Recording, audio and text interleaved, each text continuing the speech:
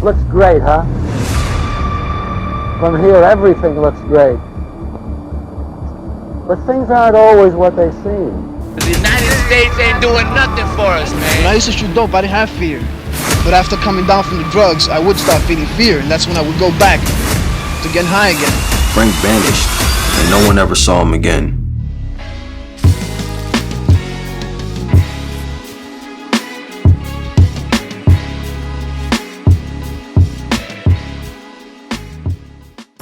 This individual is known as one of the most notorious gangsters of all time, and he's nowhere to be found. No one knows if he's dead or alive.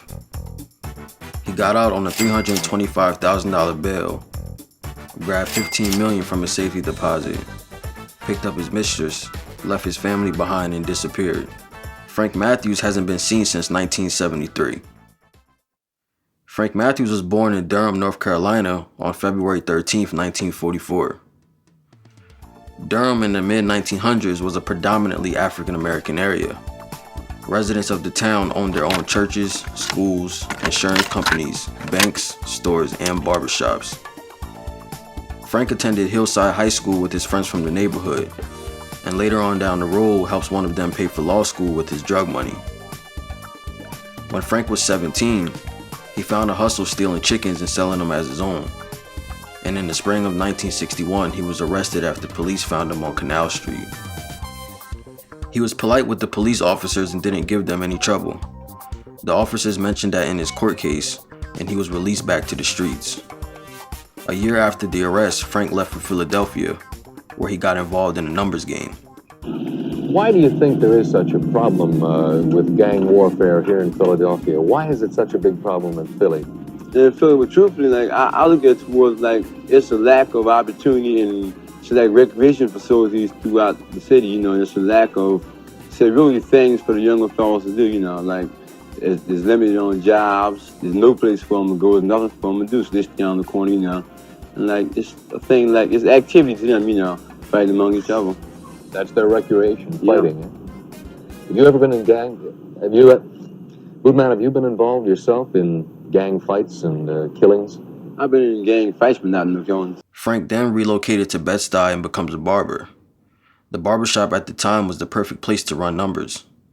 Frank met a big-time numbers guy who put him in a meeting with some Italians so he could get in the drug trade. Through the Puerto Rican Numbers Connect, Frank met a Cuban dealer named Ronaldo Gonzalez. Ronaldo got indicted in New York City and fled to Venezuela. Before he left, he gave Frank his very first kilo. When Ronaldo got to Venezuela, he hooked Frank up with the French connection. Frank began making trips to Venezuela for other dealers, until one day he decided to stop and get the cocaine for himself. As he became more powerful, the French connection continued to work with him. Frank was by himself, with a direct connection to the French connection. He was the only non-Mafia and African American to have that resource, and the Italians hated him for it. The main market for the heroin produced by these clandestine labs. The main market for the clandestine traffic of drugs is the United States. You believe that most of the heroin going into the east coast of the United States comes from these French heroin labs? That's what we think. In France, heroin addiction does not sap the economy or result in crime or degradation. Here, we were told, it doesn't trouble our people because we have very few addicts in France. the problem is here. Well, I've prostituted and stole here and there. Most of this money comes from all the thefts and everything, that crime that goes on in New York City. You'd have to steal about $100 worth of merchandise to get $20 out of it.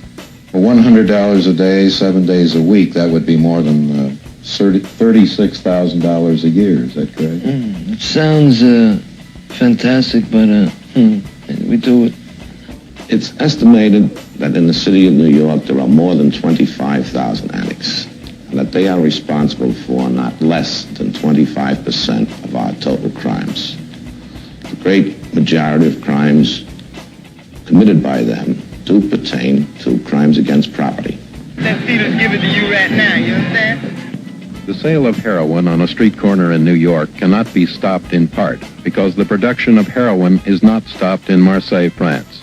We asked Inspector Jacques-Henri of the Sûreté Nationale, why can't the French police shut down the clandestine heroin laboratories? The reason is that it doesn't take much equipment to convert morphine base into heroin. And this equipment can be washed away and put in a suitcase and taken someplace else in about half an hour. And do you find that these labs then are constantly moving? We think that when the chemist to which belong these labs thinks that the police has something on him or is going to have something on him, he just packs up and goes away someplace else. Allegedly, Frank was pulling in $10 million a year early on, which is equal to $80 million today. Everyone who was a somebody in the drug game from the East Coast to the South had some type of affiliation to Frank. Frank controlled most of it, if not all of the East Coast heading towards the South. Over 20 states he was supplying to. Frank was in his early 20s when he was operating, and FBI began noticing a pattern with the drug dealers before and after Frank.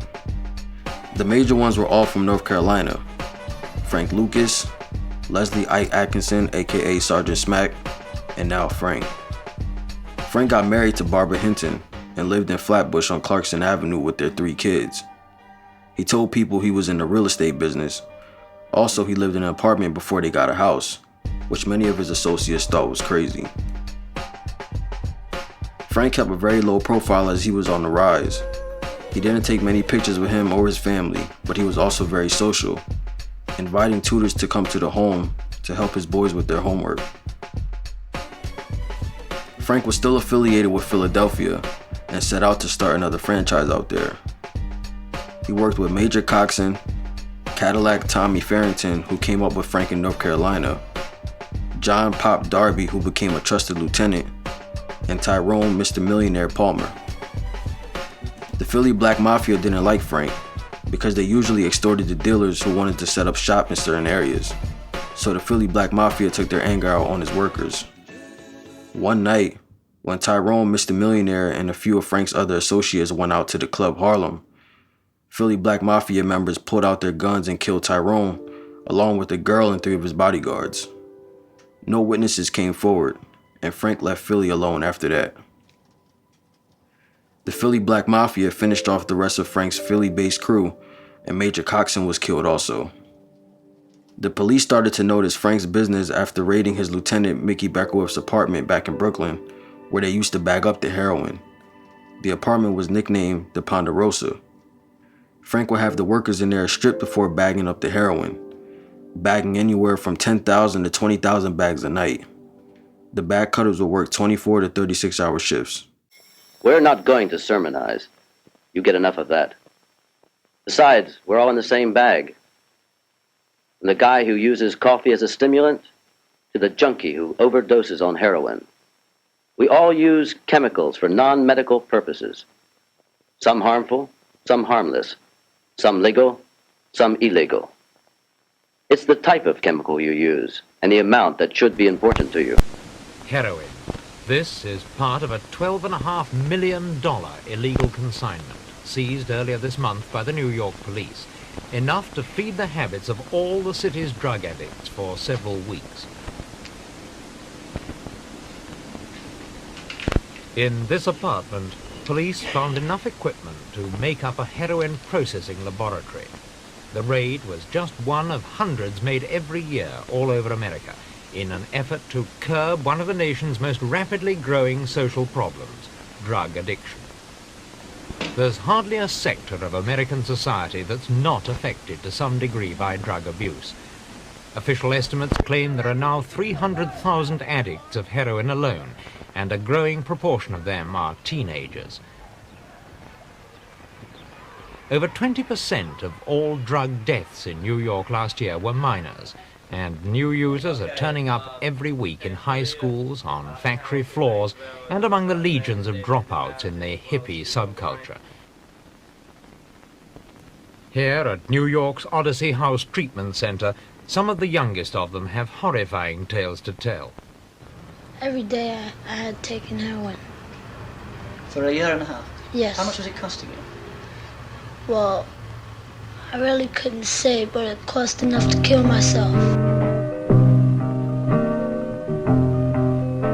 This is one of the places where you usually find a junkie. This cold, narrow, steel barred cell. You will see him in here, double up in pain, sweating it out, waiting for the morrow.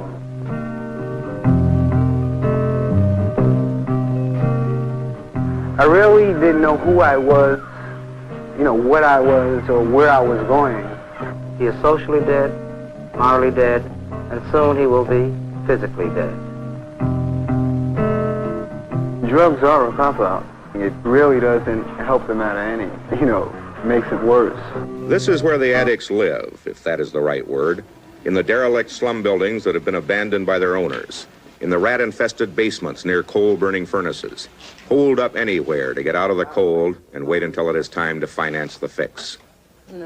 This girl at 26 has used heroin since 1961, admits to being a prostitute and sometimes a thief, and is willing to talk about the life she leads and how bad it is. I have a daughter, and she's to the age now. She's curious. She wants to know why I'm not at home with her. I'm tired. I'm tired of it. It's no more kick. I feel old, I'm just tired. I'm 26 and I feel like I'm 106. You stay up all night. If you don't make the money, you gotta stay up because you got to have that fix. Possession alone is sufficient evidence for conviction. Users anticipating raids frequently conceal their day's supply in a toy balloon, keeping it in their mouth. If apprehended, they swallow the evidence, knowing that they can retrieve it later. Are under arrest for unlawful possession of needles and unlawful possession of heroin. Following World War II, hard drug use, particularly among young people, was on the upswing. Public reaction surged, resulting in more stringent controls, stiffer penalties. Frank's strongest dealers were down in Baltimore as well. The biggest dealer in Baltimore at the time, Big Head Brother Carter, controlled 80% of the heroin being pushed in Baltimore, and Frank was his supplier. Brother Carter was supplying another popular Baltimore dealer named John Liddy Jones. Liddy wasn't happy with Brother Carter's prices, so he wanted to find a new connect. A girlfriend he had knew about Mickey up in Brooklyn. That's how he got affiliated with Frank. Throughout that time, Frank would make frequent trips back to Durham, where he was embraced by his community and they loved when he came into town. Frank was their pride and joy. They knew what was going on, but he took good care of them. Frank decided to move his family from their apartment in Flatbush and relocate to an affluent Italian neighborhood in Staten Island called Toad Hill. Frank had his home built from the ground up.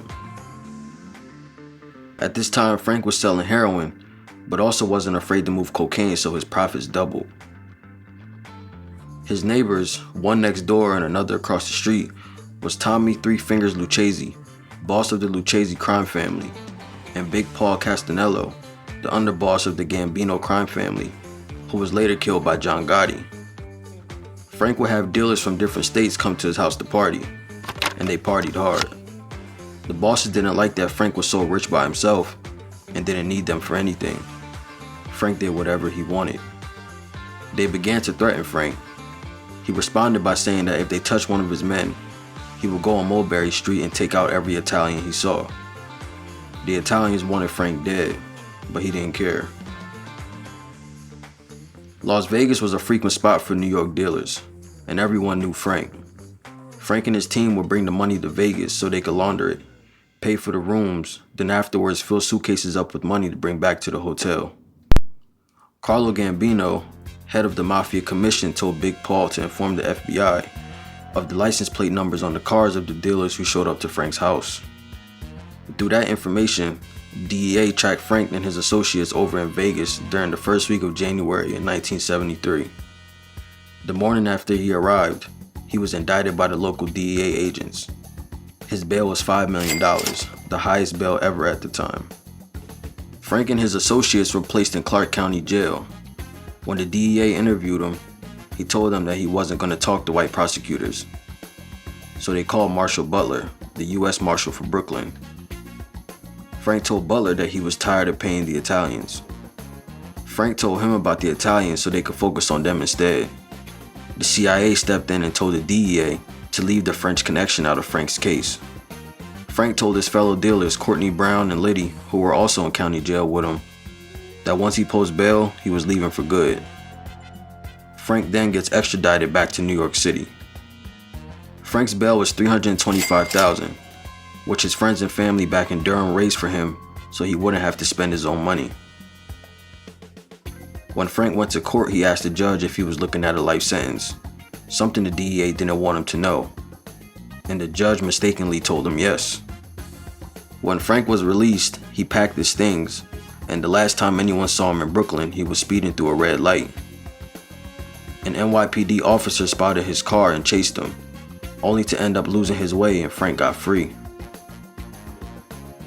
Before he left the city, he stopped by to pick up his mistress, who was 23 at the time, and she came along with him. Frank went at the bank to go into a safety deposit to grab $15 million before never being seen again. A DEA agent was at the bank the same time Frank was there. Frank vanished, and no one ever saw him again. All the prosecutors got old and passed away, and there hasn't been any trace of him since.